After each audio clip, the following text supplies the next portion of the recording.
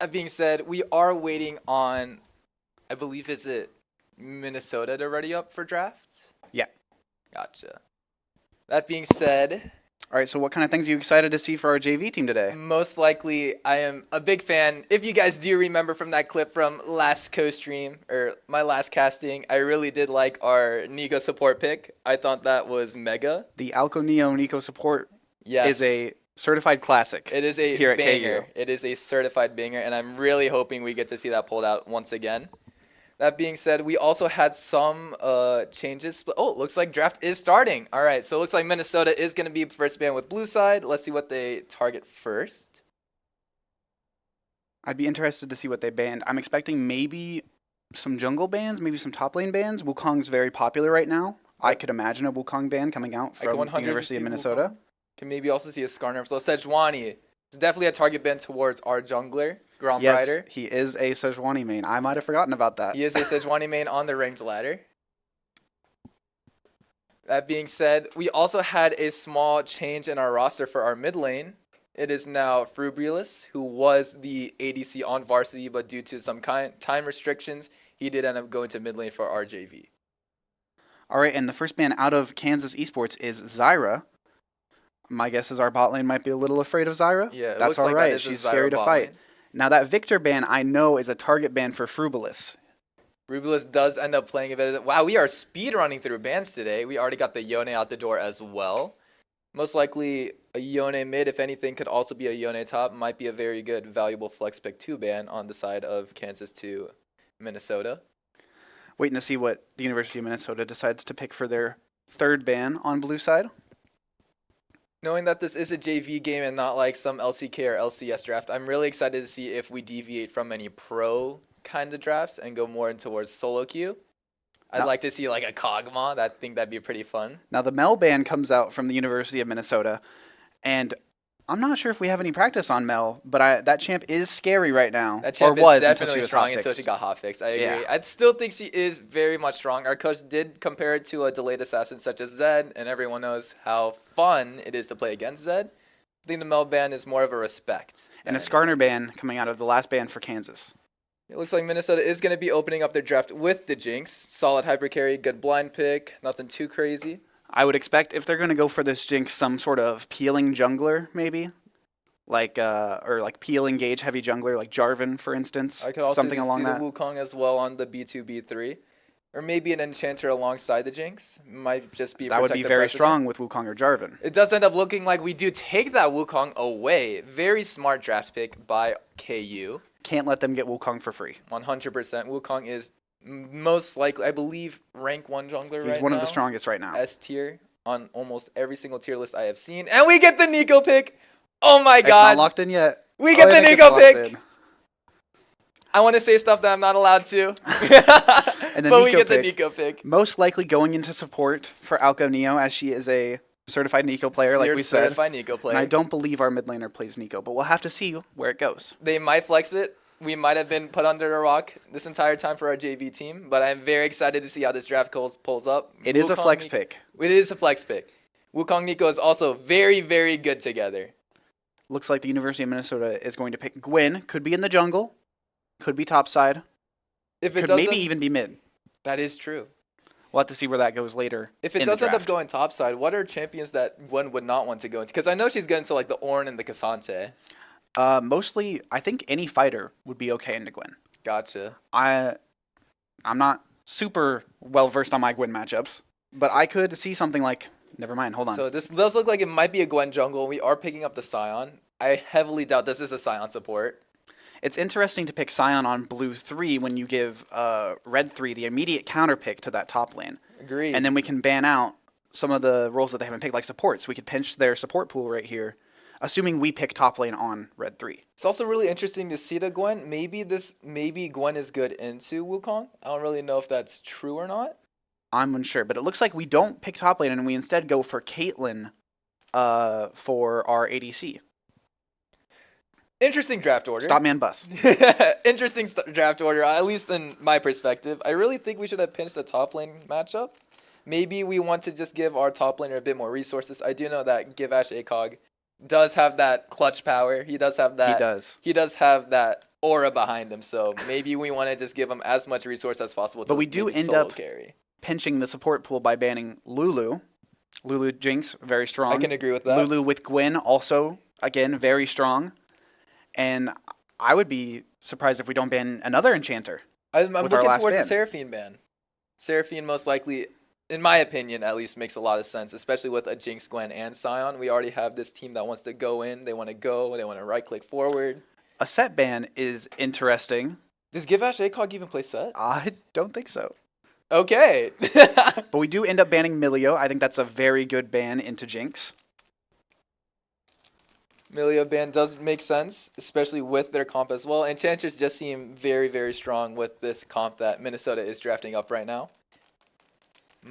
And it looks like that Hui ban. Now, I was told beforehand by Frubalist himself that he was planning to play Victor or Hui. So it looks like our mid lane pool might be extremely pinched. We got a snake. We got a snake in our esports room.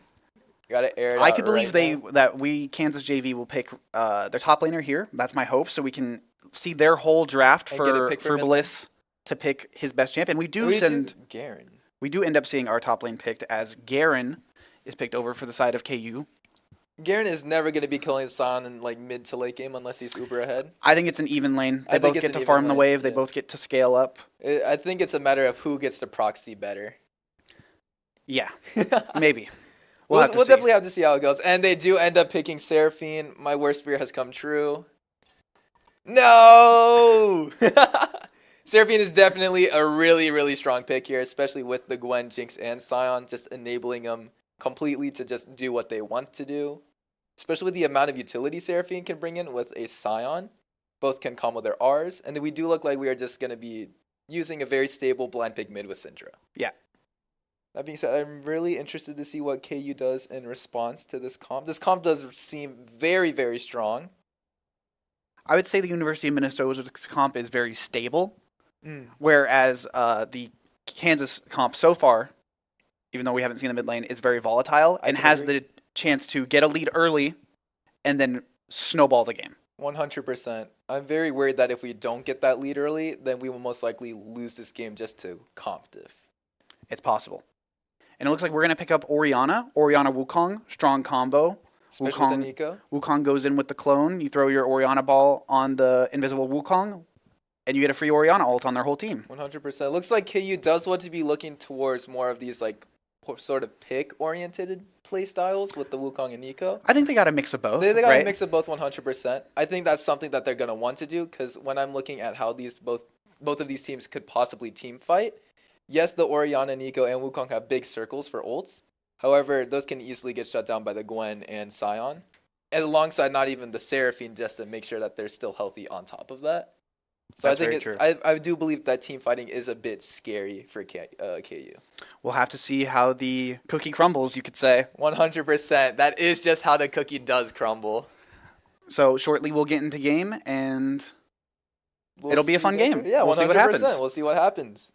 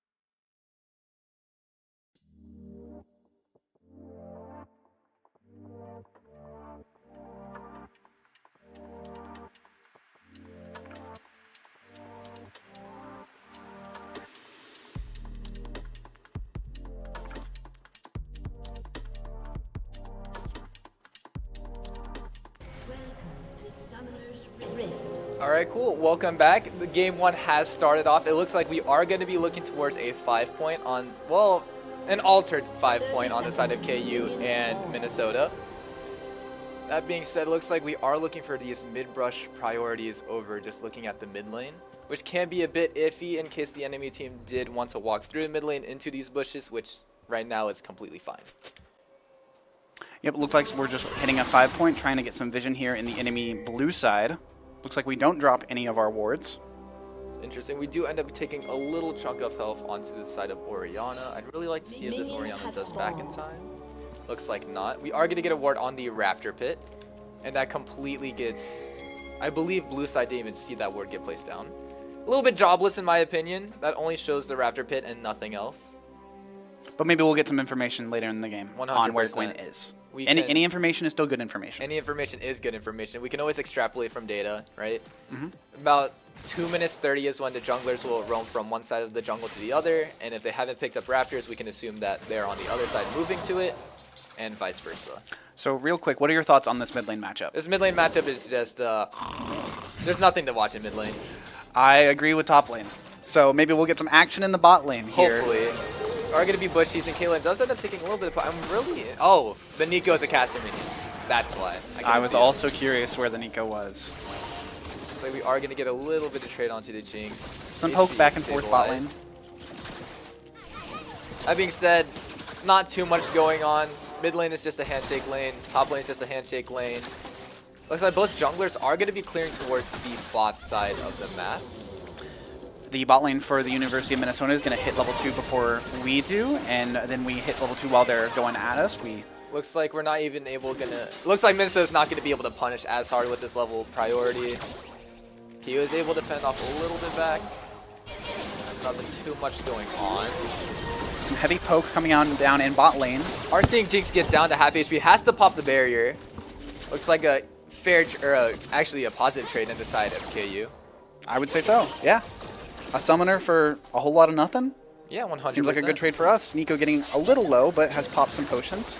This is fine. Surfing does end up getting that ward into the top lane tri-bush to maybe spot out that Wukong. Looks like both of these junglers on each side of the teams do want to influence this bot lane, now, which makes a lot of sense. I know for Gwen, she doesn't necessarily want to gank super early. She wants to farm her jungle, get her level 6, maybe look for some invades. 100%. So we'll have to see how this Gwen plays it. I do think this Gwen is just looking for the counter gank instead. Like, we are going to be taking some hefty damage in the mid lane. Brutalist is going to be dropped down below half HP. Still has 2 pots to work with. Nico turns into a caster minion. Hits her Q. Pop Blossom? No. Not too much happening. Looks like Gwen isn't going to be ganking. Wukong does look like his clear got a little bit stumped. I don't know why it took a little bit longer. Looks like the Scuttle Crab is going to go over to the University of Minnesota. 100%. Very interested to see if we can capitalize on anything of it. Looks like not. Hopefully our Wukong can look towards mid lane and maybe get that top lane scuttle instead, since we are having that top lane priority. The mid lane looks a little scary for the University of Kansas. It looks like Dominus is a bit wary of it and does concede pressure to make sure they live. Very smart. Jinx is also in a very, very iffy spot. However, she does have some biscuits to bail her out in this lane phase. Ooh, some very big return trade onto the Caitlyn. And again, it's just a poke fight down in that bot lane. 100%. Garen just up top, spinning on the wave, clearing it, gonna walk away. Yeah, I can't wait to see which top lane starts proxying first in this matchup. Little bit of a snooze fest of a matchup, in my opinion. I would imagine the Kansas bot lane is going to hit a recall here, synchronized, of course. 100. Agreed. Get the tempo, get early plays. Maybe and it looks like they canceled their recall. Might see some action. Nico hides as a caster minion in the wave. We are going to be hitting Jinx. Is that going to be a first blood to Kayla? It is. Well played by Alco Neo on the Nico pick. Oh my goodness. This is why it's a classic, everybody. Just like us at first, the bot lane for the University of Minnesota assumed they were recalling when they weren't. Very, very smart play by Alco Neo to just play mind games. Seems like they forgot to count the minion wave. 100%. Like I mean, counting's a bit hard. I'm a business major. I don't really know how to count, so I couldn't blame them. Some poke trades coming through towards mid lane. Dominus still does have his TP up, and Freeblist has honestly no damage with items. So that being said, any damage Freeblist does now is going to be completely mitigated because of the TP advantage that Dominus has made for himself. I agree. We see this top wave towards the sign of the University of Minnesota might eventually slow push back to the University of Kansas. 100%. It does look like Garen does have a small XP lead as of now. Till then, it does look like Garen is going to be pushing towards... Ooh, small mid lane fight onto mid lane. Okay. Frubulus does end up flashing out, gets to save his life. Now we are in a very iffy spot. Frubulus will 100% have to back here. Grubs are going to be spawning up in about 10 seconds. I'd really like to see KU look for these grubs, especially with how much pressure Givash ACOG is creating top lane. But it looks like we might just be playing towards bot side right now. Wukong path bot. We see some on-the-way pings in the bot lane. Maybe we're going to look for a dragon here. I can see that happening as well. Kaylin is on the serrated Dirk, which we all know is a very fair and balanced item. Wukong gets spotted from some blue side vision. Pings on the way to the dragon. Looks like on the side of Minnesota is going to be conceding dragon pressure. Most likely will be trying to trade for grubs at top side. But it might be a little hard to get the grubs for the University of Minnesota as Givash ACOG. Yeah, top lane for the University of Kansas has pressure. Mid lane for the University of Kansas has pressure. For now. Seems a little impossible for that Gwyn to go for these grubs if we push in both of our 100%. lanes. And both mid lane, top lane, both have their ults as well. The moment Gwyn goes for that grubs, boom, we can capitalize on it, maybe get a pick and the grubs afterwards. World might be our oyster. And Garen's walking down into this river that the Gwyn has been spotted in. Looks like we are going to be giving up grubs. Oh, maybe not. Looks like Gromp Rider is going to be making their way towards. Givash ACOG is going to be, asserting his dominance in this river right Like now. I said, it's really hard to go for grubs when Garen's pushed up, Oriana's pushed up, both of the solo laners. Especially since Garen does have a small item lead on top of the Scion as well. And I imagine, rinse repeat, Garen's going to possibly shove in this wave, walk right back down into the river, so Gwyn can't ever go for these grubs. 100%. Garen will... I do believe Garen has a little bit more agency in this lane compared to Scion in the early stages of the game because he does have that higher base damage, move speed, and just kill threat altogether. I agree. I think Garen has the potential to be able to push the wave a little bit faster than Scion, especially once he gets his Tiamat online. Looks like we are going to be getting grubs, and I do believe I see Alco Neo moving up to grubs dressed as Garen. Dressed as Garen? Yes. That being said, I'm really scared to see if Stompman Bus gets any... Looks like Stompman Bus is doing very well for himself, if anything, taking 2v1 trades and coming out on top. Yep, he just gets to farm that wave, and It's a really good spot for Stompman Bus. He is in really no threat to be dived, and he's getting solo XP. now we see Syndra walking down the river from mid lane. Could be a bit scary. Alco Neo is on her way down bot lane as well, Still dressed as Garen. which I do believe gives her a little bit more move speed, since Garen's base move speed is a bit high. Looks like we are going to... Stompman Bus evades the Syndra EQ. Very clean with his own E. Seraphine is going to be taking a bit low. Trade ult for Jinx HP.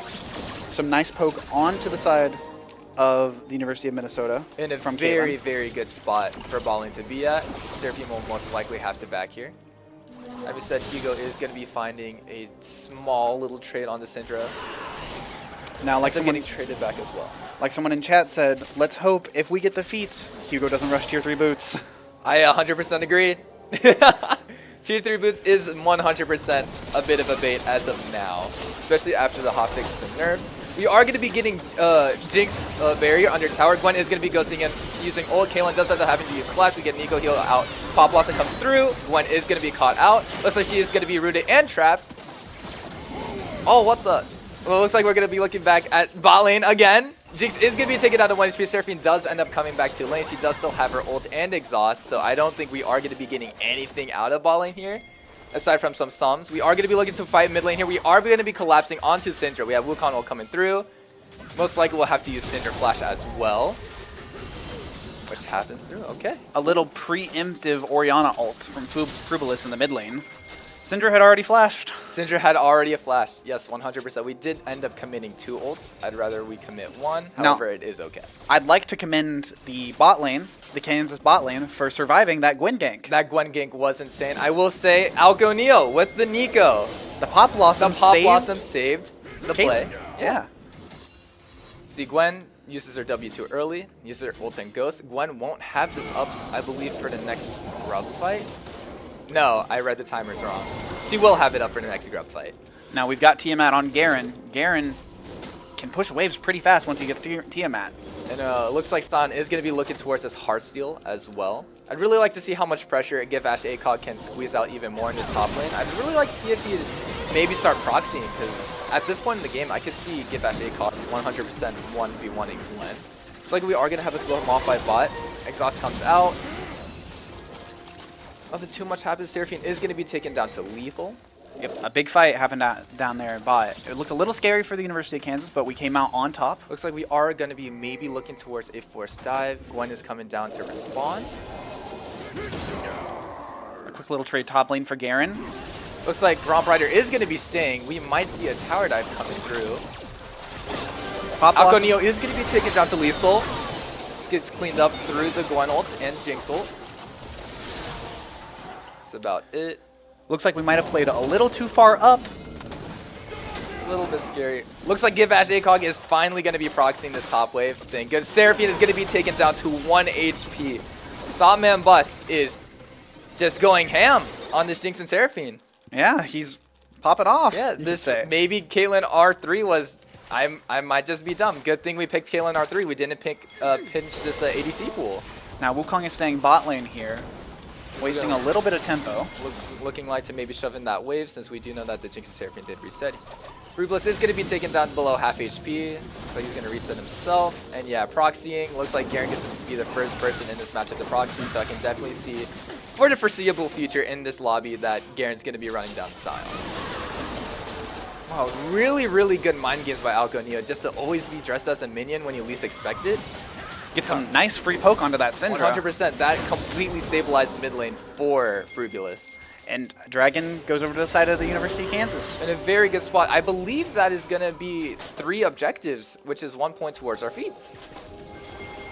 It is. We got 2 dragons and 3 grubs. Yep. So I'd really like to see if this game goes down to whoever gets the first tower or the first 3 kills. Yep. We're 2 kills away for each team, so we'll have to see how that plays out in the future. And we have to remember that feats is a little bit of a bait. It's definitely very nice stats. The gold efficiency on those stats for the tier 3 upgrades are a little bit... They're kind of bad. Yeah. Not a little bit. They're it's still nice bad. to have. It's a good... Oh, 100%. If it's free, it's nice to have for the tier 2. But upgrading to tier 3 after 2 items just doesn't seem very feasible. Garen walks down into that river to see if he can contest the grubs a little bit. Looks like we are going to be forcing a 3v2 on these grubs. We do end up getting 1. Very interested to see if we do end up fighting. Frugulus does end up getting a 2-man ult. Wukong is going to be taken down to 1 HP. Garen, Givash ACOG is going to be going in, looking like to one-shots Dominus. Gwen is going to be running down Garen right after with the ult and Q. Taken down to 1. Sion is also taken down to lethal. Gromp Rider does end up leaving with 1 HP. I'm really excited to see if Ninja maybe will just go over this wall and maybe see if we can get the Wukong. Looks like non-Gromp Rider is going to be going back on the Crow. So out of that play, it was a 1-for-1 trade, and we got 1 grub. 100%. That puts us at 4. That's Well, that also stops the University of Minnesota from getting that objective tick on the feats, because you have to kill all 3 grubs. 100%. Yeah. You already got the objective. Oh, my bad. My bad. That being said, it is fine. 4 grubs is really nice to have, since that puts us at the threshold to spawn in a little Void Might for the tower, which is especially really, really good for our bot lane matchup, since Caitlyn as a champion exists to take plates bot lane. That being said, we are just running down Minnesota's bot lane right now. Caitlyn is just putting in God's work. Might be able to get this turret soon. Might be able to look for a dive. Frugulus is looking towards bot lane right now. Very excited to see if we can do anything with it. Frugulus does have his ult coming up, but we still got Pop Blossom, and looks like we won't even need it. Alco Neo does end up sniping out Jinx. And we trade Seraphine Flash as well. I think that's a good trade. Yeah. I think trading Orianna ult for Seraphine Flash is a worthwhile trade. Especially since this next objective, which I believe is Rift Herald spawning up in a minute, will make it a lot easier for our team to follow up. Looks like we are going to be getting Dominus' Flash as well in the mid lane. Are we going to be diving this as well? Looks like Mace Gromp Rider will be going down for it. We are going to have a small skirmish bot lane. Gwen ends up ulting. Pop Blossom heal come out from Alco Neo. Jinx ult doesn't hit their mark on Caitlyn. Looks like we are going to be falling down. Alco Neo is going to be falling down to Ninja, but Stopman Bust does end up living with a sliver of HP. A nice little sidestep on Stopman Bust to dodge that Gwen final. 100%. This game is all in Stopman Bust's hands.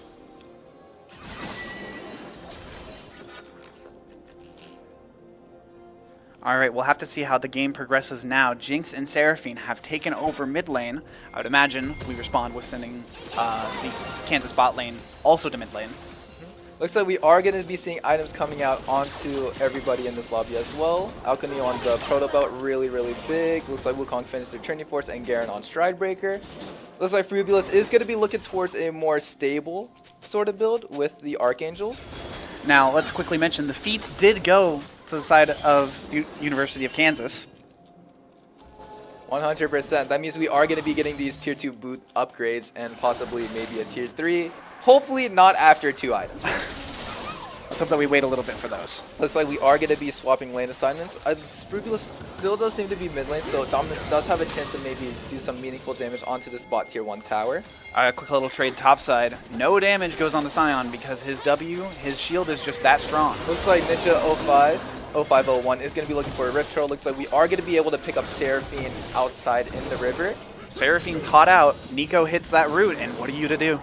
Just dies. We got her flash out earlier as well, thankfully because of the Frubulus ult. And Rift Herald goes to the side of the University of Kansas. I'd like to see us use it mid, possibly right here. Open up that mid lane. Looks like Dominus is going to be able to take that bot tier 1 tower as well. Decent trade. Looks like Jinx is going to be taking a reset since she is half HP under mid tower. So hopefully we are going to be dropping down the Rift Herald mid lane. I'd like to note that we do have a fully finished collector on our Caitlyn compared to Yuntal on Jinx, which, let's be honest, Yuntal first item spike isn't really existent. It takes a while to come online, for sure. Well, 100%. Around when she gets her rune onto her, maybe IE on Jinx is when we'll see some meaningful damage come out. Looks like Icon Neo is going to be having to use her flash to evade Syndra with her ult afterwards. Looks like Alco Neo really committed to being a minion there. 100%. Walking all the way up to the tier 2. So we aren't going to be killing. We do end up using Grand Rider. We are going to be seeing a little river fight happening out for this dragon. We are going to be corralled into the bush. Big ult by Seraphine comes through. Pop Blossom does miss his mark, but only hits Scion. So I was able to clean up onto Alco Neo. I'm very surprised to see that Grand Rider can also escape this as well. A little bit of an overstay. 100%. It is a 4v5. Looks like Givash ACOG is going to be staying top lane. Trade the top tier 1 for Drag. Looks like Scion is going to be TPing over to make sure that doesn't happen. All in all, very good opening that Minnesota was able to find onto our JV team. Can't be too mad. Seraphine did end up hitting, I believe, a 3-man ult in that little river bush. And while Seraphine was hitting that 3-man ult, Alco Neo on the Nico hit a 3-man root right back at them. Ah, I missed that one. Looks like we are going to be flashing forward for the Seraphine. All right, Seraphine's just dead. Looks like we are going to be getting both of Jinx's summoners out of the way. That is pretty huge. Yeah, a quick little flash from Give Ash ACOG, Demacia, and Seraphine's gone. Just got Demacia all over. We also got the exhaust off of Seraphine as well. So this bot lane has virtually no resources to work Bot lane has with. Seraphine and Jinx both have no sums besides the Seraphine flash that's going to be up shortly. So Especially since that we have a dragon spawning in a minute. Yeah, minute 10. No, red buff is spawning in minute 10. This one? Oh, that's Otacon. Oh, Otacon's spawning in Otacon's spawning in minute 10. I'm colorblind. All right. So we got all of Jinx's sums before Otacon comes up. I'd like to see University of Kansas somehow capitalize on that. I do believe this is going to be a Voracious Otacon, if I'm not mistaken. It's a Voracious Otacon. Looks like it will be. Looks like Give actually is going to be looking for this Gwen in the jungle just to do a little bit of damage, maybe scare him off. Run in, hit 3 abilities, proc that phase rush, And then spin get all out. over him, and run away. Sounds good, sounds good.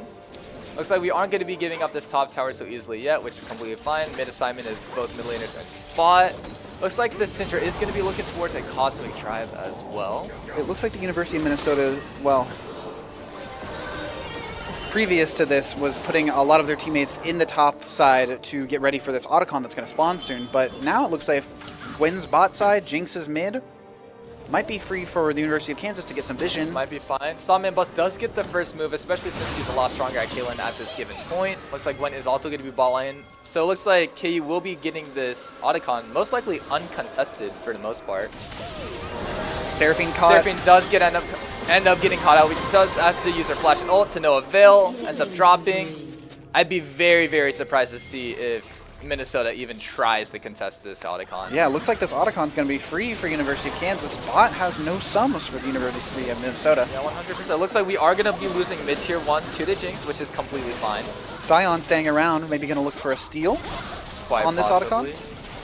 Really, what happens is Ninja 0501 does end up looking towards bot lane. Really good lane trade from Frugalist and Givash ACOG. Frugalist immediately TPs to Otacon to help out just in case, and we see Givash ACOG run straight to bot lane to cover up their weak sided. Now, we do trade a mid lane turret for this Otacon, which I think is fine. Tier 1 towers are going to go down no matter Yes. what. I'd be really interested to see how we utilize this Otacon to its max potential. That being said, it looks like we are just going to be taking towers, especially with this Caitlyn, because Caitlyn's specialty for grubs, tower taking, and we have the safety net of Otacon so that we don't give up this 250 gold bounty and our kill gold. Yep, I mean, we have Voracious Otacon, so we have this revive that we can use to pressure this top tower and trade it back. Yeah, 100%. It looks like we are going to be seeing a small skirmish top lane happening here soon. Gromp Rider does end up getting hit by the Sion Q. Sion does end up using his ult as well, dropping down from Sion. Sion does end up having to use his flash as well, and Gwen uses her ult. So Two Otacon buffs down. Though I support the idea behind the play from the University of Kansas, I would have really liked to see them commit to get that top tier 1. Oh, 100%. The whole point of that play was to get that tower, and since we didn't get it, top lane isn't really as open as we'd like it to be.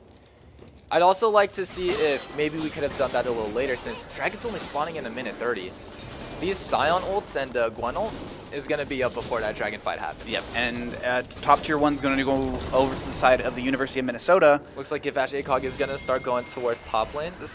Givash ACOG really likes to be on the opposite side of the objective, which makes sense. It's top lane gaming. That being said, Dragon will be spawning soon, so I'd like to see how KU and Minnesota look to play around it. Gwen does end up finishing her Rift Maker. Wukong is going to be sitting on a Hex Drinker, and I do believe Frugalist is going to be building into a Leon Trees. So it looks like we're sending Garen top to gain us pressure while we look for this Dragon. I'd like to see Givash ACOG push all the way up to the top tier 2. Oh, 100%. We must 100% be pushing up towards that top tier 2. Both ADCs are looking to be in a very similar spot in gold right now. Even though Stop and Bust is 3-0 with I believe, a 1 KP lead.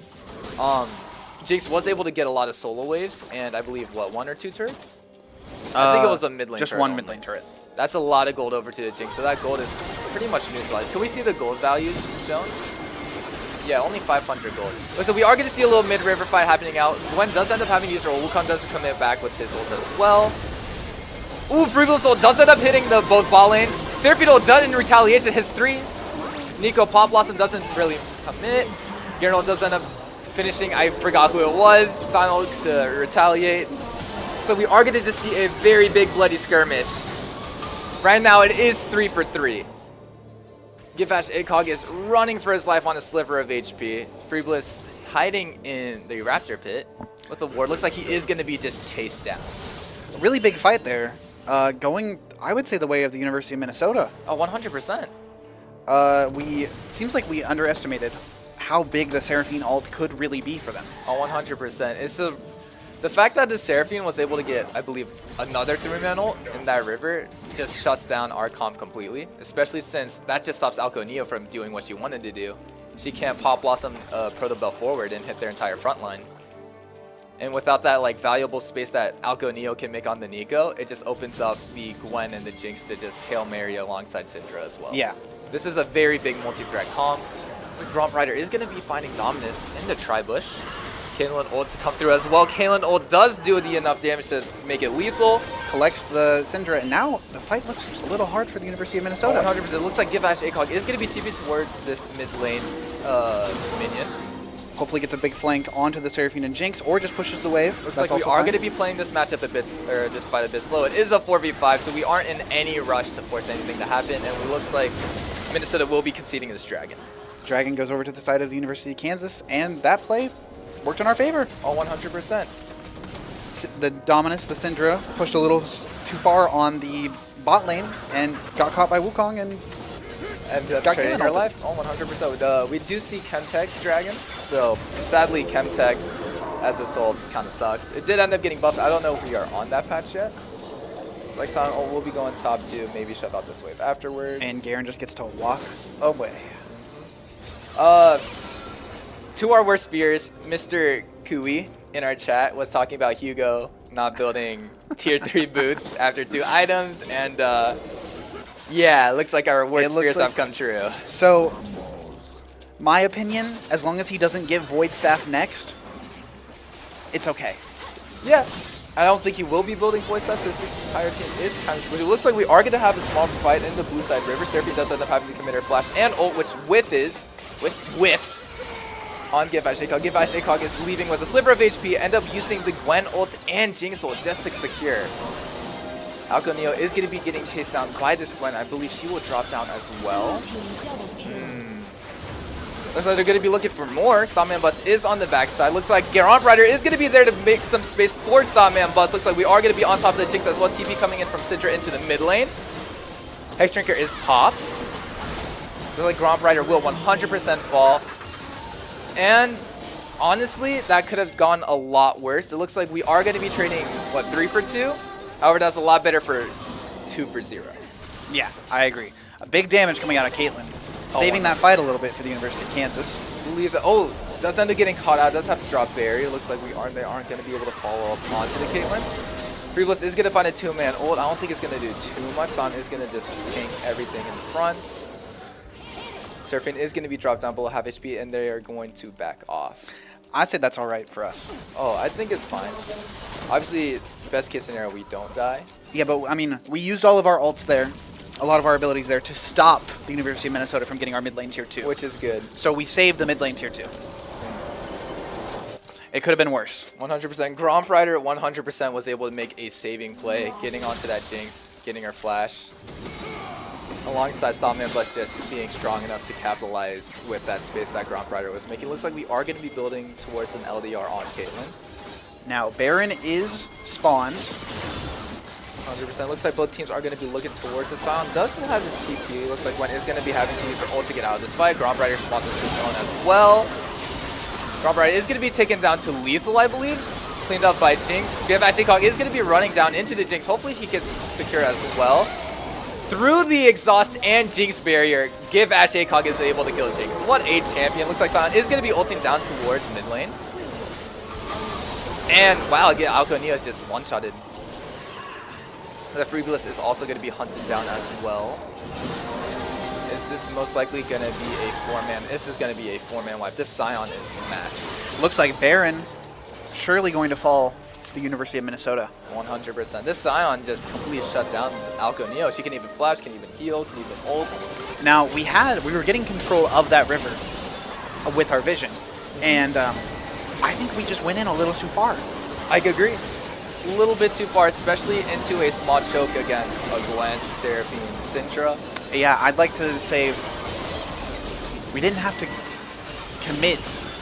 Looks like Stompman Bus is going to be caught out by the Syndra. All right, never mind. I'm surprised to see that Dominus didn't use ult to kill. Wow. Jigsaw does end up whipping, hitting Gromp Rider on Raptor Pit, saving Stompman Bus's life. Love to see it. Dominus doesn't end up using his flash or ult, which no flash is fine. No ult, a little bit interesting in my opinion to not pick up the Caitlyn. So there's about a 3K gold lead for the University of Minnesota now. They've got Baron. They're a little scary. This Jinx is 100% scaling up. I would like to see the University of Kansas concede this Kim take drag. We're not in danger of losing Soul. To just farm up, maybe do a play topside. Yeah, force a tier 2 top tower. Force something else on the other side of the map since Minnesota does have that 3K gold lead and Baron buff. This Jinx is really strong. She's starting to scale. Syndra is about to finish her Rabadons, I believe. Looks like we are going to see a little small river pride. Oh wow, Seraphine is going to be able to just fully on CC chain with Sion onto Gromp Rider. And nothing in the back. The Sion can just tank everything in front. Seraphine W just heals Sion back to 80, 90% HP. No jungler, Dragon's up. Doesn't look like KU is going to be looking towards a fight here. It looks like Givash ACOG is looking towards a flank fight possibly. I don't know if this is the right idea to go for. I'd rather him just go top. I also would rather him just go top. Looks like Freebless is going to find a 2-man ult. Does end up hitting the Seraphine. Seraphine lives with a sliver of HP. I lied! Leandri's burn does end up securing the Seraphine. A nice look from Fubulis on the Orianna. Big Orianna ults all around, I'd like to say. Yeah, looks like Givash ACOG is going to be looking towards a small player. Alco Neo is looking forward. Syndra is going to be able to hit an EQ on the Starman Bus. Starman Bus is far enough away to live. Big 3-man ult Pop Blossom by Alco Neo. Looks like her team is not going to be able to follow up on it. That being said, because Nico is out of the way, we can just run down with Sion. In the mid lane, Starman Bus does end up falling down to the Sion. What do you think? It looks a little scary for the University of Kansas. Oh, 100%. This game is now just slowly starting to go into a comp diff, in my opinion. I think the only way we can claw ourselves back in this game is to look for side lanes. 100%. Look for side lane pressure. If Sion's going to go to a fight, we shouldn't be there. I agree. I'd like to see us somewhere else, getting gold, clawing back into the game. The way that these comps play out, and I already said it earlier in draft, I just don't think KU would ever want to be team fighting into Minnesota's team. I agree. And it looks like what I said is slowly turning out to be true. That being said, I'd like to see how KU responds to maybe forcing a 1-3-1 or a 1-4. Hopefully to get something else on the other side of the map. Yeah, if we could ever look for a pick on this Syndra while she's in the solo lane by herself, or get this roam from Ash needs a give Ash a cog into mid lane, maybe we can look for Seraphine and Jinx here. Looks like Give Ash ACOG is going to be looking towards mid lane. Does end up flashing forward. Q's a minion instead. Exhaust is going to come out from Seraphine. Hopefully we can just walk away from this. Looks like we are going to get hit by a Seraphine ult as well on the long run. Sion is going to be ulting down from top river. I do believe Starman Bus is caught out here as well. Looks like he's going to fall down to the Gwen ult and Kaylin. Gwen ult and Jinx ult. Oh, wow. Looks like Dominus was also able to pin from the other side of river. Gromp Rider is able to find the Seraphine on the back end. Alco Neo ends up ulting forward to try and maybe hit Jinx. Misses and will hit Sion. Gwen's going to be able to clean up Give Ash ACOG. So 1-3 trade on the side of Minnesota. I liked the look from KU there. Give Ash ACOG flanking into the mid lane, but I think we might have overstepped a little too far once again. I agree. So the play is a little bit too late to go for, especially when we see Seraphine Exhaust come out alongside her ult. That being said, I'd really like to see if Seraphine is going to be kept next game as well, or if we trade it out for maybe an Emilio instead. I'd like to see a Seraphine ban. She was a big cause for concern for KU this game, as a lot of her ults stopped us in our tracks in a lot of these team fights. Looks like we are going to have a finished Rabadons and Rapid Fire on Jinx Syndra. These two champions are going to be really strong. Hugo is very much behind in gold, being down, I believe, a full item's worth of gold. Let's see, about 2,000. But he's also got 2,000 in his pockets right now. Like, he's down 2,000, but he also hasn't spent some of his gold. I see. It's like the ADC's gold is going to be not even equalized, or actually pretty much equalized. Jinx is able to just claw her way back into this game since she has so much space being made for her from this Seraphine and this Gwen and Sion. And we see a big gold advantage in the jungle towards the side of the University of Minnesota. Oh, 100%. I did believe I saw Gwen building towards a Rabadons as well herself with 2 new... Never mind, she just finished that. 4 items onto the side of Gwen, 3 on Wukong. Game is going to be really hard, especially since the only person that could maybe kill Gwen is a very big multi-threat comp. Give Ash ACOG can mainly only kill like one person afterwards, and then he kind of just has to wait until his cooldowns come back up. Wukong is more of a utility at this point rather than just the 1v9 killing solo carry. So it's mainly all up to Starman Bus to just get the last hits on everyone else after, because Orianna Wukong can only do so much. I think all we can do at this point is look for some poke. I'd like to if see a that pick poke opportunity looks or comes to us, we can look. But it's a bit wary. It looks like we forgot we got 2 clones on this side. We do have 2 clones. Wukong clone and Ego clone. Looks like Gromp Rider is going to be caught out by the Syndra EQ. Does end up being able to W over the wall. Nothing too lethal. Baron is going to be spawning up in 5 seconds. I think potentially looking to contest this Baron at all is a recipe for disaster for the University of Kansas. I'd also agree. I'd like to see maybe Kansas just pushing for that mid tier 3 and inhibitor. It looks like that is what they are going to be doing, trading for it as well. Now it's still scary. We got to quickly get that tower and back off. Lead. 100%. We are down gold on the entire roster. The situation looks a little scary. Sion's flanking from the back. Gonna find a flank. It looks like we are going to be having to see a little force fight. Oh no. Starman Bus is going to be having to flash over into these Nexus walls. Frubulous is going to just be immediately taken down. Grom Rider is going to find the ult on everyone. Alco Neo is going to just find an ult pop blossom on Sion. Sion is going to be taken down. Alco Neo is going to be finished off by Jinx. Jinx gets her passive off. Looks like it's going to be a trade of 4-1 to the side of Minnesota again. Another overstep for the University of Kansas. I think you could have got that mid lane turret and then left. I think going for the inhib is what put the nail in the coffin. 100%. I mean, we'd have to just get what we can, and this is a situation having our cake and trying to eat it too. We can only get the tower, or not really having our cake and eat it too. That's the wrong phrase, I should say. This overstaying for the inhibitor after just seemed really risky. Since Inhibitor was on his way. Falling for mid lane inhibitor, falling for the University of Kansas.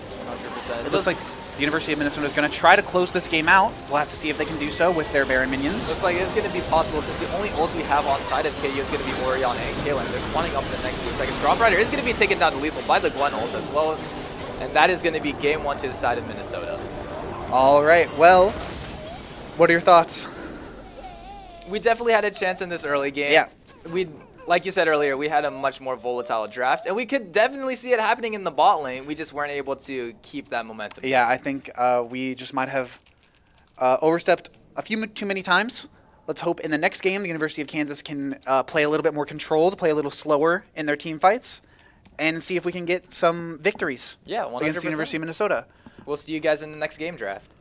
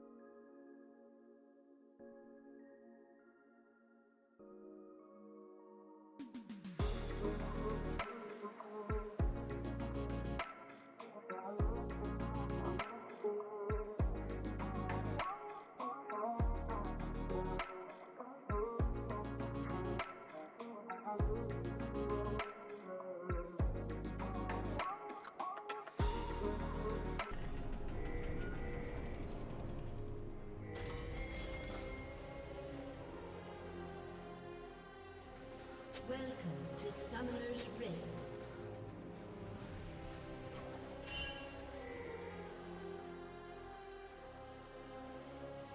Seconds until minions spawn.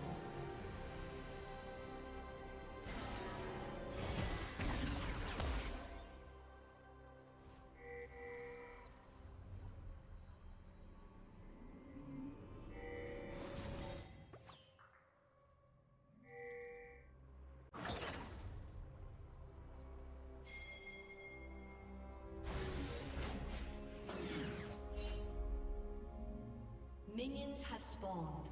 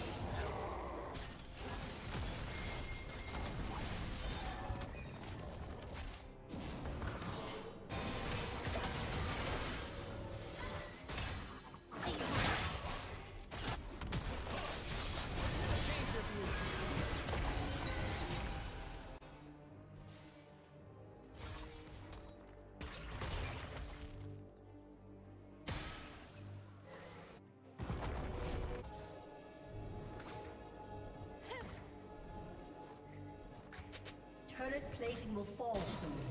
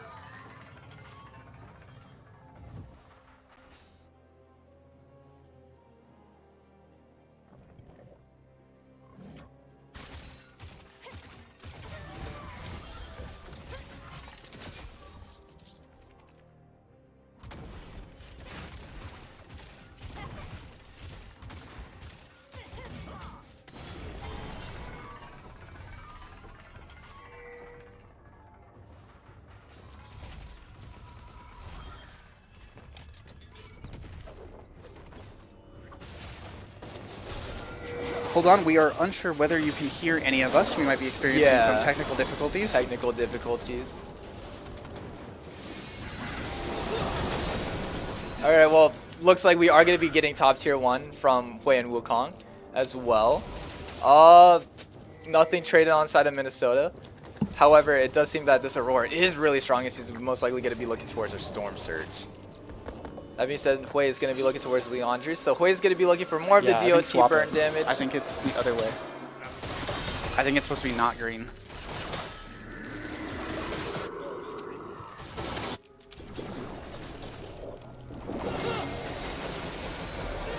Okay, well, looks like Otacon is going to be up. Looks like Ruthless is going to be caught out from the Jarvan ult and just one-shotted right after since Otacon is spawned. Looks like KU cannot really respond to it in time as well. I'd really like to see just Jinx and Seraphine pushing on mid lane here because I don't think there's a play to be made onto this Otacon. Since we also use Rip Trail to get top tier 1 as well. We're just losing a lot. Looks like Mundo is going to be TPing right in front of Sion. Looks like Sion isn't going to be canceling it at all. Mundo does end up looking to get in this fight. This is a 4v5 on side of University of Minnesota. Hui doesn't have TP to respond to it in time. Nami ult does look like it's going to commit forward. There's a lot of damage taken in front onto Givebash ACOG. Looks like we're not going to stop it from hitting our own Jinx, and it looks like we can just wombo combo our own Jinx to our own death. It's a really bad fight. It's on side of, it's a 3v5. Looks like one pick on side of Kalu. Ooh, Grombrider does end up getting a 3-man ulti in the back line. Looks like we can trade 2. San does end up going down. I'd like to see Givebash ACOG live as well. Hui is now back into the fight. Ult whiffs. However, Misfortune, Aurora, and Nami are all very, very low. Looks like Nami is going to overextend. Aurora does end up having to commit flashes to no avail. Gets taken down by Givebash ACOG. Misfortune is able to get a clean sidestep on the Hui QW and lives with her own life. Really, really good play by side of Kansas to maybe just capitalize on the University of Minnesota's mistake of just overextending on a fight that was winning. Not working. Oh, okay. Can now hear saved. All right, sounds good. Thank you, Mr. Kui. We were unsure what happened, but it seems to be fixed for now. Yeah, the moment I saw that message show up on the Twitch chat, that's why I was able to talk on that mid lane play. Appreciate you doing the work for us. We did not get expelled. We don't know what happened, but we're here now. Yeah, Danny, the esports coordinator, took me to the back and said some mean things to me. I'm not allowed to cast ever again after this game. These are just jokes, just jokes. Nothing of the sort actually happened. Yeah, just some technical difficulties with our streaming platform, but hopefully we don't have any of those afterwards. That being said, Dragon is going to be spawning. Freebliss is nowhere to be seen. However, he does have TP coming up. So we are going to see another big 5v5 team fight on the side of this Dragon. Looks like Minnesota is going to concede a little bit of pressure and maybe try to drag Dragon towards the bot side of the river. It looks like Kansas is going to respond by stacking up on the top side of the river. We do have mid lane pushed up and top lane as well. So it does feel a little bit suffocating for side of University of Minnesota. Nami ult does come out. Seraphine ult does come out as well. 4-man Aurora ult does come up, coming through, hitting 4 people. Jarvan, oh my god, Jarvan ult hits, I believe, Wukong in the front. Grombrider is able to clean up everyone as well, and Givebash ACOG is able to just run down Nami afterwards. A very, very explosive 5v5, 0 for 5, and Dragon. We are most likely going to get tower and maybe Otacon as well. Yeah, that fight, in my opinion, boiled down to they didn't kill Jinx, and Jinx just got to shoot, shoot, shoot. Yeah, 100%. That whole time. A huge Seraphine ult coming on the side of University of Kansas. And then in response, a huge Aurora ult, but unfortunately not enough damage to take down any of KU's players. Especially since Alka, Neo, and Hui can just use both of their shields, right? Yep. Alka, Seraphine doesn't need to have her passive stacked in order to get that big W if she stands in that Hui W. And we see the big team fighting capabilities for this University of Kansas comp. It looks like we are going to try to maybe find a pick on the Givebash ACOG here. I'd really like to see if we can maybe look for Otacon. Assuming that Givebash ACOG can stall long enough. He doesn't have his ult up or Ghost. Looks like he is going to fall down the side lane, and there wasn't enough time for his KU side to maybe look for this Otacon. That being said, it's going to be good for University of Minnesota to look towards this Otacon as well. Also, we just got Soul Point on Hextech Drag. I completely forgot we were on Soul Point. on Soul. Givebash ACOG though I really like the play of committing for that tier 2 to stall for your team to do something else on the map, he didn't live long enough. Should have come out a bit late. We do see Anamiel coming out forward to maybe help out the Sion build. Al Jarvan is going to go forward, ends up ulting onto the Jinx and Hui. It's not going to be enough because Gromp Rider's there just to make so much space for our Jinx in play. And that being said, it looks like Aurora is going to be coming through. Hui is going to be falling down alongside Seraphine, most likely. Yes, Sion is able to finish it up. Jinx is already in the backline, just decimating this Nami. That being said, another reset onto the Sion. And is this going to be enough to maybe chase down the Aurora as well? Little bit more. One more. And another 5-man team wipe on the side of KU. Looks like we're going to be able to end this game with Givash ACOG already going for the Nexus turrets. Another case of University of Minnesota forgetting that Jinx exists. And Jinx gets just to run down the whole team fight. Yeah, it looks like Ninja 0501 did definitely try to find that angle onto the Hui and Jinx, which he did. However, at that point, it's just a bit too late since Seraphine and Wukong were there to just bail out Jinx and Hui as well. And a pentakill to seal the deal. Game 2 going to the side of KU. All right, we will see all of you guys in the draft for the next game. Hopefully we don't have any further technical difficulties.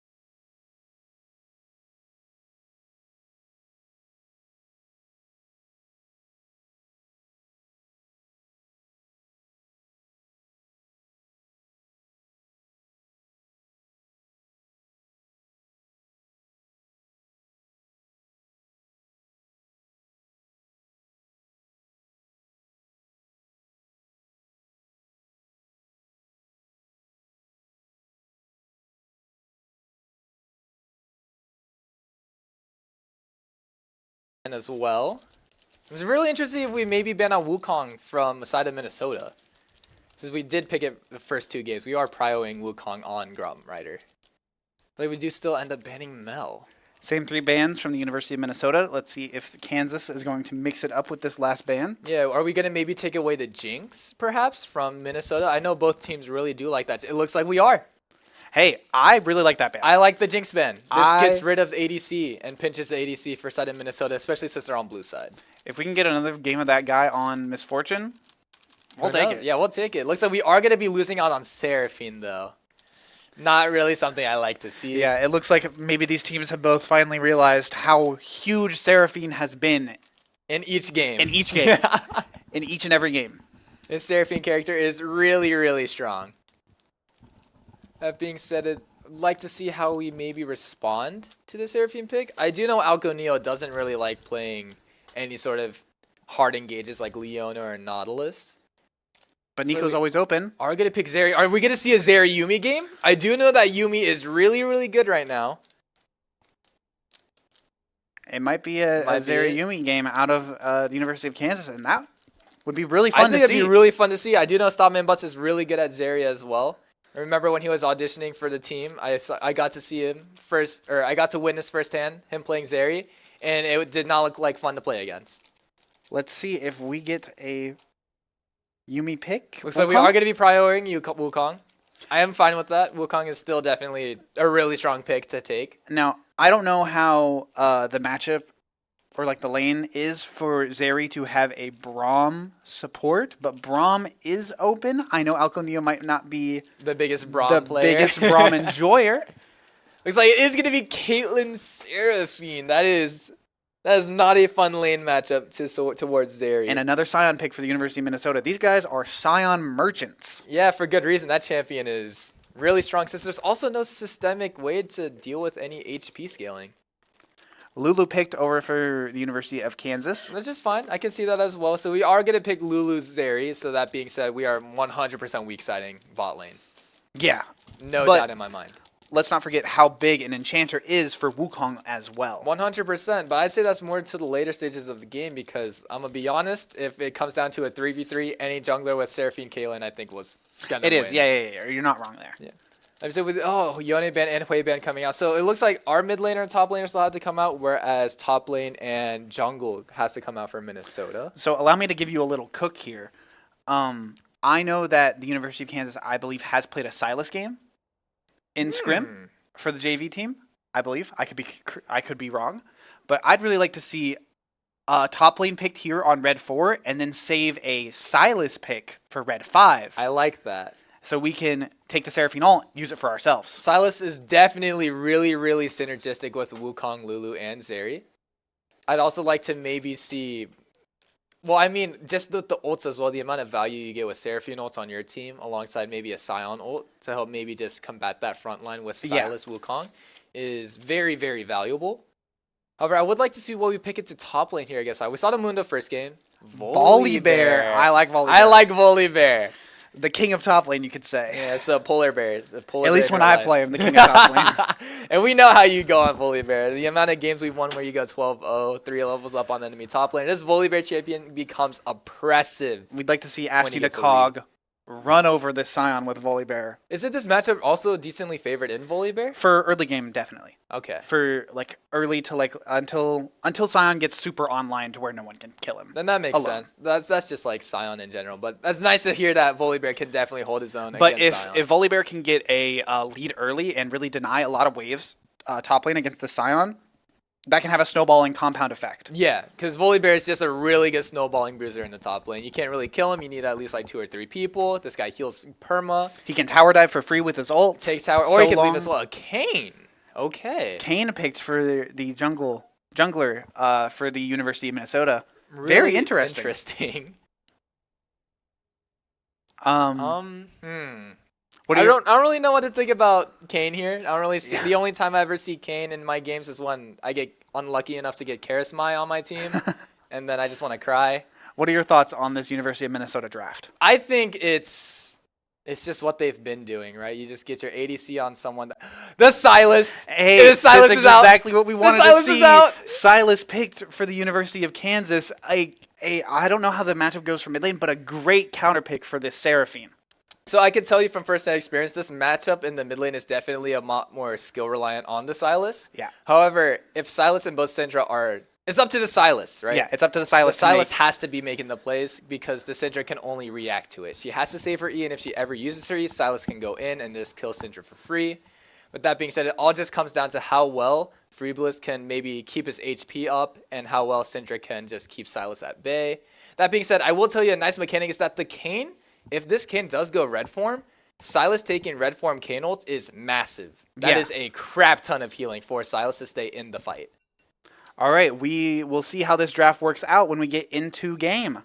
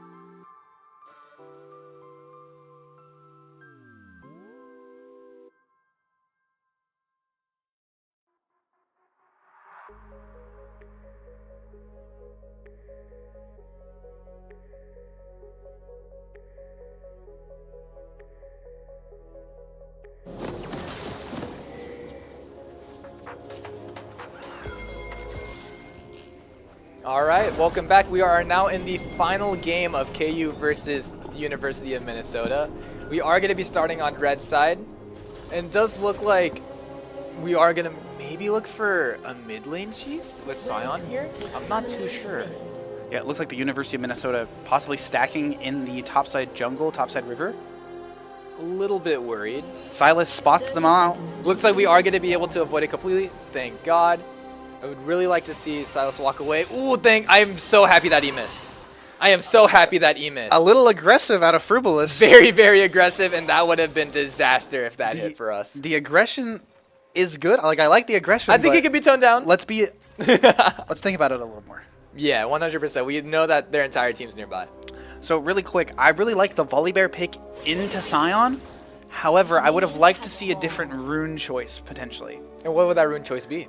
Lethal tempo, maybe press the attack. I'm sure Grasp is fine, but I think if you really want to dominate this lane as Volibear, you need either press the attack or Lethal 100%. Tempo. Grass is more of like for short trades, right? Yeah. And then you got your lethal tempo to just run him down, beat him down. So we'll see how the game plays out. It's still possible that Volibear can run down this Sion, but it's going to be a little harder with the rune choice. Looks like we also are running Conquer with second win D-Shield on the Silas in this matchup, which I personally think is okay. D-Shield second win is kind of needed, especially for Silas into these like really poke-oriented lanes. That being said, I wonder if Freebless would ever look into maybe an Electrocute resolve secondary Silas build, because I think those are really fun. I think especially for comp play, though, this is fine.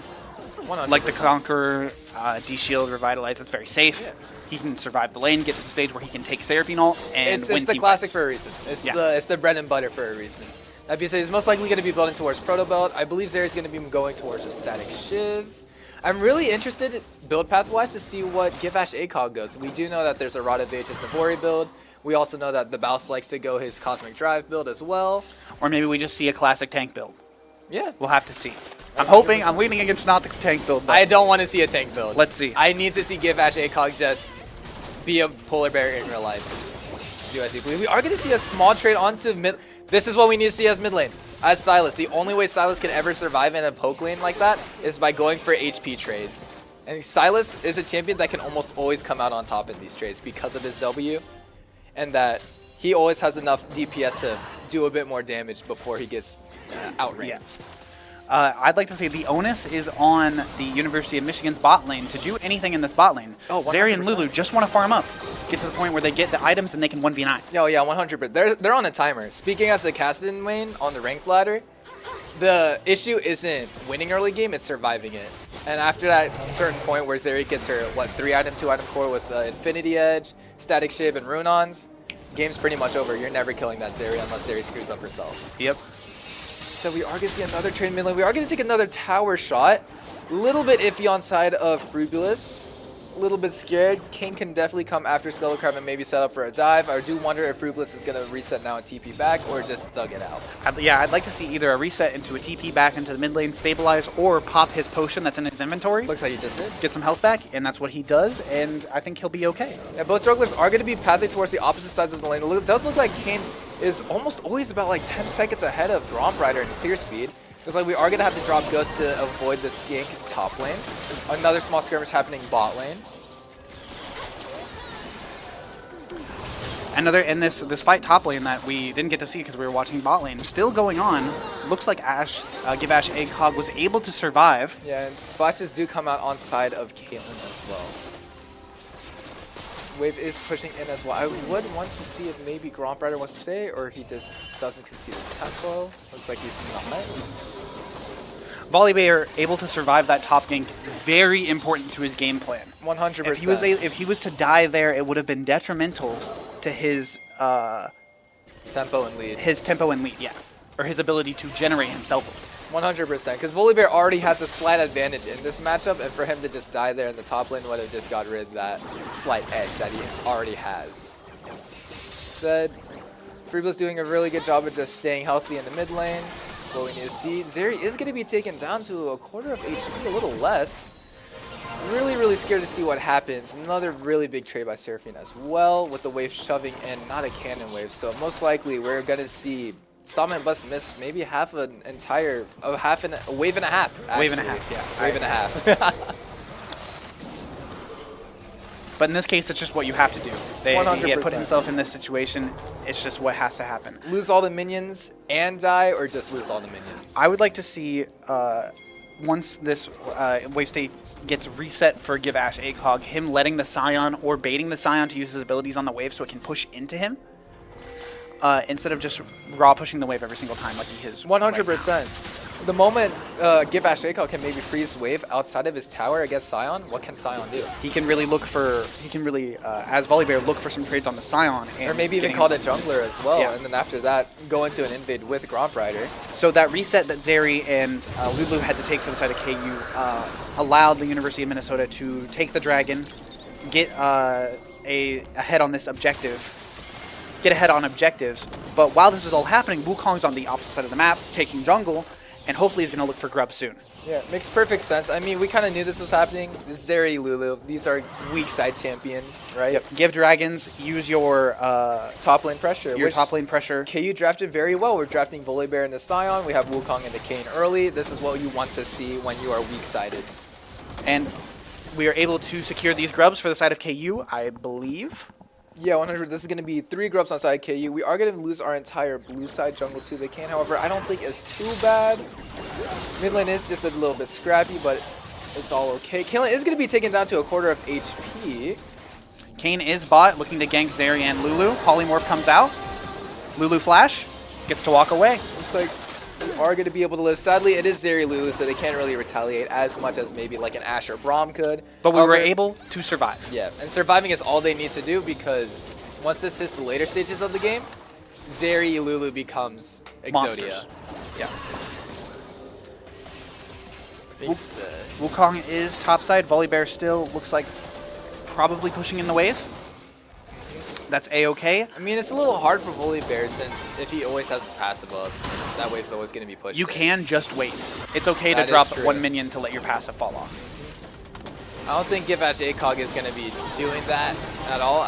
Give Ash ACOG just really likes to keep himself a kid on their tower, as far as I know of. Which, it's a trade-off. It's definitely a trade-off. But you're keeping your pressure up. Yeah. So if we're going to play on the side of keeping our pressure up, we have to look for this next grub spawn. 100%. I'd really like to see if maybe Minnesota is going to be playing for these grubs as well. Most likely, if that happens, I'd like to see Gromp Rider in for a counter gank, because a Wukong Volibear versus a Scion Kayn, I don't think I need to tell anyone how that 2v2 goes. Small trade top lane as well. Wave is shoved in. Caitlyn did end up getting a reset right now and sitting on a BF sword. Zeri's most likely sitting on about, I'd say, 500 gold. See quickly, 1,000. Oh, 1,000 gold. You were just wrong, by the I way. can't do math. It was Caitlyn on 500. A quick little trade happening in the mid lane. Yep. Silas out of mana, needs to get a reset soon. Kind of interested to see what Silas is, but I do believe Rubulus is going towards the Proto Belt, which makes sense. That is Silas's item. So we are going to be hitting a reset bot lane as well. Dragon is spawning up in about 2 minutes 30. Another Grub spawning in the same time as well. So I'd really like to see how KU and Minnesota decide to pick which objective they want. Probably going to lose another wave bot side, but as we've seen, this is just how the lane is Yeah. for Zeri and Lulu versus Caitlyn and Seraphine. My only worry is that if Caitlyn and Seraphine do pick up enough plates, it's kind of like this Volibear Scion matchup. If they get too far behind as Zeri, Lulu, Caitlyn and Seraphine can just take over the game as The well. game gets really hard to play. Yeah. Zeri going to hit level 6 now, has access to her ult. Maybe we can look for a play bot side at some point with I'd this really Wukong. like to see it play bot side. We need to get the Zeri Lulu build out a little bit, since Caitlyn and Seraphine, if we look at our comp, we don't really have the best engage on the Caitlyn Seraphine. We only got Volibear and Wukong, and what happens Well, when here's what you're Seraphine forgetting about. exists? You're forgetting about Silas taking Seraphine ult for engage. That's the whole plan. That or is at least true. part of the whole plan. That also relies on Silas being able to get in range to do that, and if Yeah. he's just pushed up against the Syndra, Kayn, Scion, Yeah. I'm really worried that he will just end up killing Wukong himself and for it. Silas bot side possibly looking for a tower dive against the Caitlyn Seraphine. Yeah, definitely see. It looks like Rubulus is going to be TPing back mid lane. A little bit bad. Most likely going to be losing half of that wave anyways, so I think that TP was kind of jobless. Maybe a bit of an overroam from Silas. 100%. We are going to see a small skirmish here top lane. Can definitely see the value of, or the lack of value of not having better DPS runes such as like PTA or Lethal Tempo. On Now the with Volibear. the wave where it is, oh, Yeah, another small trade mid lane. This is exactly how Sylas needs to play out this matchup. A really good buffer by the Frugulus as well with that E to maybe counter out this injury. It looks like he is going to be going back in full on. Oh, okay. I completely just blanked out there. Sylas does end up getting the Q damage off, but not the secondary pop. Doesn't matter. Syndra ult is stolen and is enough to finish off solo bullets side of KU. Looks like Ken is going to have to commit flash just to live. Wukong is going to follow up as well. So is Frugulus. Ken is going to be falling down to lethal 2-0 on Sylas in mid lane. So we are also going to see another small skirmish happening near bot. Seraphine has no ult. Caitlyn still has hers. Seraphine is literally at lethal. We do still have flash on Stompman and Buzz. I don't know if it's going to be that valuable into maybe getting a kill. I'd really like to see maybe a reset, or are we going to be diving here? I'd like to see a reset. I'd like to see a reset as well, since Dragon is spawning, and we do have first push. And we do hit a recall. Now with this Sylas, though he hasn't hit his reset yet, has, I assume, a lot of gold on him. 100%, about 1,000 gold. He'll be able to get his proto belt and then hopefully be at whatever dragon fight. 100%. He has to get a reset off like right now though. Yeah, and sadly, even though he does get that 2 solo kills, I can tell you from just looking at the tab that Sylas is still probably back about like 100, 200 gold. Yep. Because let's remember, Syndra was able to get, I believe, 2 waves of XP on top of Sylas. And 1 plate. And a plate, yeah. So those 2 kills weren't really enough to get a lead. It was only to just neutralize Syndra's lead. Instead, okay. really good play by Frugulus though, to like find those openings. So Caitlyn hitting a reset here. I'd really like to see us use this time that Caitlyn's resetting to also reset on Zeri, so we can have all of our members here for this drag. 100%. And if we don't get the drag, then I'd be a little bit okay with it. However, this dragon spawn is being stalled out a lot. And we already just got 6 grubs as well. We went from 3, we went from 4, 5, 6 grubs in the span of the series. Yeah, we did, yeah. Yeah. Our team is really good at getting grubs, which I think is a very, very good skill to have. Especially with this combo of Volibear, Wukong, Sylas, Zeri, we can take turrets so fast. And it looks like, as we mentioned earlier, the build that Volibear did choose to go is the Rod of Ages build. Which I think is very much needed, especially into maybe a Scion, because... Which I'm a very big fan of. It means he's very hard to displace from side lane. 100%, because this Volibear can just spam W onto Scion here. Looks like... Ooh, he does end up whipping. We do end up taking Seraphine ult onto the Sylas. I'd really like to see if we can maybe capitalize on that Seraphine ult on Sylas in the mid lane, since Syndra doesn't have flash. Quick little skirmish up here in the top lane. Boom, W heal by Volibear. And the moment he gets Navori, he's going to be able to do that 2 or 3 more times in the span of that small little fight. Wukong is near mid. We do end up hitting the Sylas ult over. I don't know if Gromp Rider is going to be close enough to capitalize on it. Syndra does get taken down to lethal. Gromp Rider is going to follow up with ult. Sylas ends up using Proto Belt to follow up. Ken has to use his ult to maybe live. Ends up living. I lied. Does not. Goes down 4-0 on side of KU. And as you heard, when Syndra died, that was the feats. That was the feats for the first 3 kills on the side of KU. We don't have full feats yet, but that was our... Oh, we do have full feats. Yeah, I lied. From the grubs We and have the a tower dragons. and 2 grubs. We have a tower? We don't have a tower. Or not tower. We have a dragon and 2 grubs. We have a dragon. Yeah, a dragon and 2 grubs. Yeah, but that is really, really huge. And at this point, Sylas is now a little bit ahead of gold. Yep. Now he has a lead. Gromp Rider is also being able to piggyback off that Sylas pressure. And as we can see, he's up 600 gold as well. We will most likely lose bot tower, but that's a-okay. This is needed. We do end up having to commit flash on the Zeri to dodge Symphony ult. Ends up flashing into a trap. Caitlyn can't really capitalize on it, which is a-okay. These Lulu shields are really, really huge, especially since she has Moonstone compared to Seraphine, which is Bando Glass Mirror. I believe that KU should just concede this bot tier 1. I'd really like to see KU concede this bot tier 1, send Zeri Lulu into mid lane, try to gain some pressure in mid lane for this Rift Herald that's spawning soon. 100%. Minute and a half. And I'd like to see Sylas go bot lane, and that's exactly what we see. We see Sylas going bot lane. That's exactly what we needed to see, yeah. Lulu and Zeri going mid lane. At this point in the game, how can you really match Sylas that's 4-0 as Syndra? You really can't. You have to call your jungler to come down, and if he does, I'm pretty sure Sylas can stall long enough to maybe bring Gromp Rider with him. So what we're seeing is they could just trade for Rift Herald afterwards. What we're seeing is Sion going bot side to be on the opposite side of objective, matching into Sylas. I think maybe that's okay. I think Sion could potentially lane against this Sylas. That is definitely worse for Sylas, yes. Sylas he might be ahead, but I don't think he has the damage to chew through Sion. He does not, and if he did, well, he technically kind of does, but that would take It would take a while. 3 hours. It would take a long time. Yeah, and that's way more than enough time for Kane to come down. We see the Looks like we are going to see a play happening mid here. Dominus doesn't see Silas coming in. Oh, we just barely missed the timing on the E buffer. We do see maybe Grombrider going in with Volibear here. Does end up using the ult, catches both Kaylin and Seraphine. Gifash ACOG is just going to be perma-slow, has to end up using Ghost. I would really like to see if he ends up pinning Flash here. Grombrider is able to secure a kill onto the Caitlyn, using his Flash as his own, or using Flash to respond to hers as well. Fruitless does end up going in. Gifash ACOG uses his ult to stop Tower from killing. Protobuff forward. Seraphine is 100% dead here. 5 kills over to side of Frubulous. Or on Frubulous. he might be popping off on this Silas pick. 100%. You called it. You were cooking when you leaked scrims. You see another TP bot. I don't think Sion ever has the damage to kill Silas unless Silas really screws up this little fight. But as you can see, because we know that Kane is nowhere nearby, I'm pretty sure Frubulous has this kill in the bag. Sion has ult, probably end up going to either walk or ult away. I imagine no one's going to die here in this bot lane. 100%. That's really, really good. And we end up getting the ult, Sion ult on side of Silas just before he leaves. Now, obviously, not everyone's going to think that ult is good. However, in this situation where Frubulous doesn't have TP, this allows them to still play on opposite side of objective for a bit far and just ult down river. Yeah, kind of huge. It's really, really huge. This Silas pick is actually kind of insane.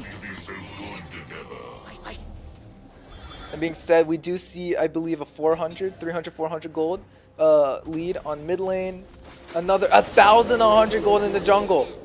Wow, that is huge. Compared, Sion ulting down mid. Silas is Sion ulting down mid. Yeah, Looking looks for like this we're just Caitlyn going under to the get turret. Kaylin as well. Oh my gosh, okay.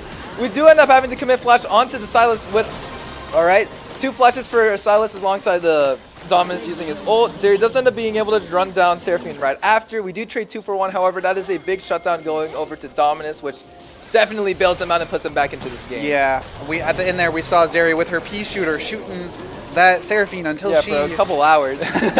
until she died. Yeah, but that's a-okay. How many, what's this is, thank you. On Yuntal, I can't speak. So, Yuntal, I believe is now the build instead of static shiv. I'd really like to see what the second item on Zeri is, since I don't really know. However, I think Zeri is in a really good state in this game right now. Oh, 100%. We're already ahead. We have Yuntal. I'm unsure if we got Yuntal before Caitlyn. And even if we did, I can assure you that Zeri can stack it up way quicker. We are going to be fighting in the river near bot side for this dragon. Grombrider is able to hit a 2-man ult onto the can Sion. Another one happening right now. Sion is just too far forward, has to end up committing flashes. Liv ends up getting an ult off onto Alco Neo. Not enough time to spell for a stun. Enough healing coming out from the side of Seraphine. Silas comes out with the ult to hit at least 2 people with the Seraphine ult. Ends up falling down as well just because of the Kaylin trap. It's this 1 for 2 on side of University of Minnesota. Fireworks going out. Yeah.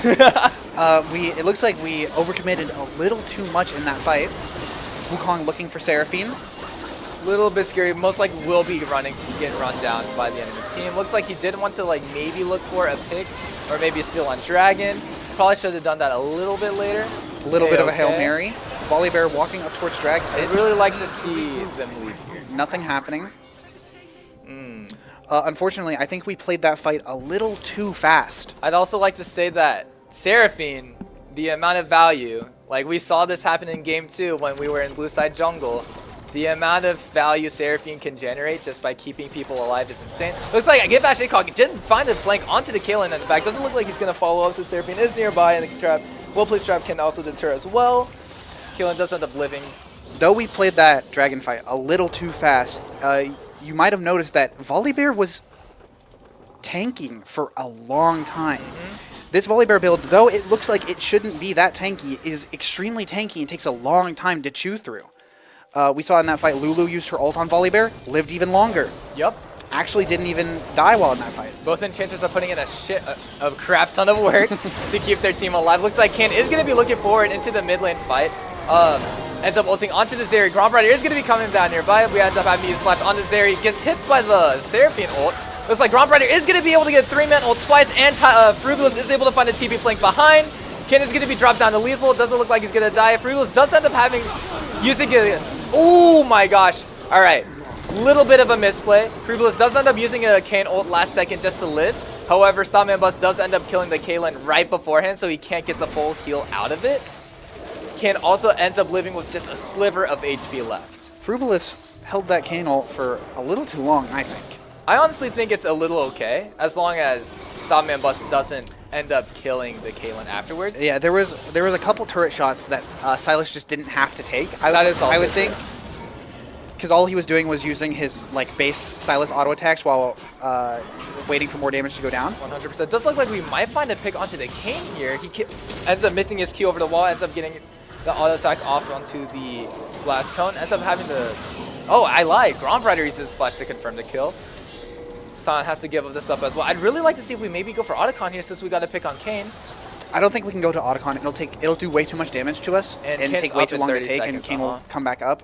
This Sion will take way too long to chew through. I'd really like to see what we do instead. Looks like we are going to start Rift Trail. I don't know if I'd like this Rift Trail to be started. Looks like Alco Neo is caught out, ends up dying for it as well. Dominus ends up using his ult to secure it.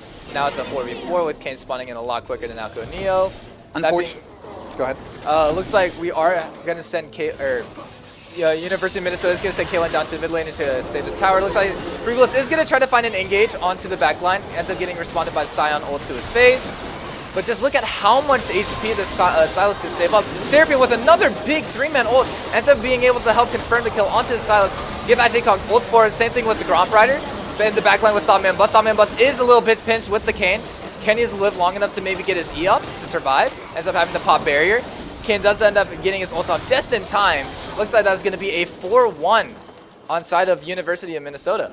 Unfortunately, again, University of Kansas playing a little too fast. Too loosey-goosey, if you will. 100%. Even though this Silas is a bit scary, this Syndra is really, really strong. All of the engage up and before the point the Silas threw the E back onto the Scion to go back in was great. We just didn't. We had to recognize that we couldn't throw that Silas E back on the Scion. 100%. And like I said earlier, Seraphine is just really, really valuable. There are some huge shields coming out of Seraphine. Unfortunately, I don't know if there's anyone on our team that can get away with building Serpent's Fang. The only person that can maybe see that happening is Wukong, and to be honest, Serpent's Fang Wukong feels like complete trash. I still think it could possibly be worth with a Seraphine and a Scion on the 100%. enemy team. I can agree. Though I don't know if we'll be able to recognize it in the moment of the game, it could be very, very valuable. That being said, I really don't like how team fight. In terms of draft, I don't think that KU wants to be looking for these team fights.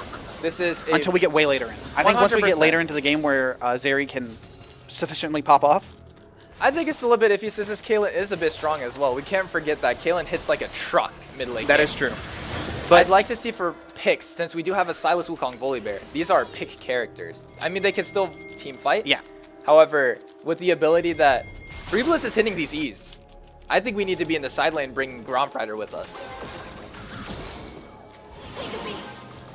All right, we'll see a bunch of the members of KU walking around in this topside river. Looks like we are going to be doing a... Pushing out the mid wave.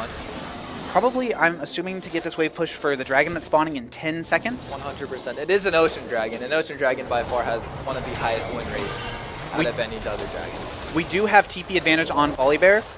I'd like him to be available to TP down to this fight that's breaking out right now. Looks like Gromp Rider is going to be able to find an ult on the Kayn alongside Freebless. Ends up proto building forward and having to use Kayn ults as well. Seraphine does end up hitting another 2-man ult. Citra is able to find Silas with her Q. Zeri is in the backline all by herself. I don't know if she has enough damage or survivability to clean up as well. Look at that Caitlyn auto attack. Just does like 50-60% of Zeri's HP in one. And Gromp Rider is going to be caught out here as well. A little bit too much CC, a little too much damage, ends up falling down to the Syndra as well. Huge shielding coming out of the Seraphine. 100%. My god, that champion. This Syndra was just able to play regular Syndra, just skill up a little bit, let Silas do all the volatility work, and just walk in the back line. I really don't like how this Seraphine is just... Actually, I do like how this Seraphine is just free to do whatever she wants with her shields and her ult. And it's up to KU to maybe find a pick onto the Seraphine in the back. Looks like Stompman Bus is going to get caught out. Dominus doesn't have ult to fully finish the job. Thank goodness. However, if we do look at the gold graph, mid lane and bot lane are severely behind. Yeah. Hold on, let me think. That fight down in the bot lane, we just unfortunately kind of forgot Seraphine existed. Yeah. And we let her hit another huge team fight winning ult onto us. Frugalist Silas was CC'd for so long he couldn't get his Red Cane ult that he had stolen. 100%. And even if we do remember that Seraphine's alive, how can we really get into her when we got Sion, Kayn, Syndra, and Caitlyn traps? I think we just have to play slower and try to bait out this Seraphine ult. Or something to the effect. We can't play super fast, super explode into the team fight because they have way too many tools to stop us from doing what we want to do. On side of KU, I'd rather see them look for a cross-map play since we aren't really in a position to win a team fight at all. Syndra has also gotten 10 Darksteel stacks and a Rabadon's. Really, really strong in the mid lane. Baron and Otacon up on the top side of the map. I would like to see some sort of maybe solo play on the bot side. Silas looking for a solo kill on the Syndra. I don't know if he has the damage to do it, or Syndra might be way too far ahead for that to happen. Syndra's definitely way too far for that to happen. So maybe we send more people of KU bot side. I don't know if we can really contest Otacon here. I agree. We are just a little bit too weak. Gromp Rider does end up having to use his ult onto the King. It looks like it doesn't really matter because King can just disengage. Get Bash ACOG is going to try to run down this Caitlyn. Caitlyn doesn't have any flash to get away. However, Kayn is just there to respond as well. San does end up getting an ult onto Freebalist here, or Gromp Rider. Ends up stopping Gromp Rider right in his tracks, and then because of that, Freebalist is all by himself in a 1v5. Unfortunate TP location for Frugalist. Looks like we are most likely going to be giving up Otacon here as well. Is this Ruinous, I believe? Otacon and Baron. No, this is Voracious. This is Voracious Otacon. I see, and that goes into a Baron. And I'm going to be honest. The game is looking a little doomed. Game looks a little doomed. We are hoping here for KU to somehow claw their way back into this game. Yeah, from a 7k gold deficit. We'll have to see how it goes. Yeah, 100%, especially since that we have an Otacon Voracious buff on top of Baron.